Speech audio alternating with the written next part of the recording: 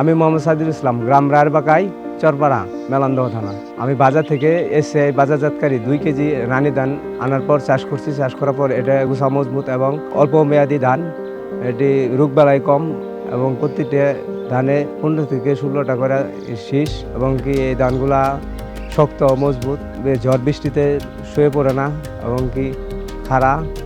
রানী ধানের শীষে 320 থেকে 340টা পর্যন্ত ধান। রানী ধান অনেক ফলন এবং ভালো হওয়ার কারণে এসিআই সিডকে অনেক ধন্যবাদ। আমার নাম মোহাম্মদ নুরুল ইসলাম। আমার বাড়ি হলো রায়েরবাখাই, থানা মেলান্দ, জেলা জামালপুর। আমি এসিআই রানী ধান লাগাইছি 4 বিঘা মতন হবো।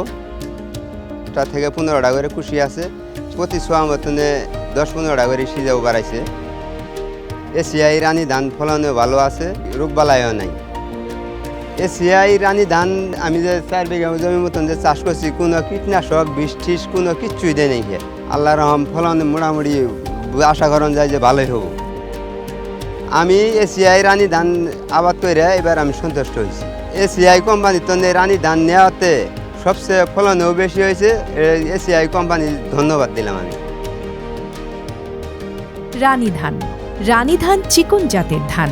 এই ধানের জীবনকাল 144 থেকে 147 দিন। রানী ধান ব্লাস্ট ও বিএলবি সহনশীল জাত।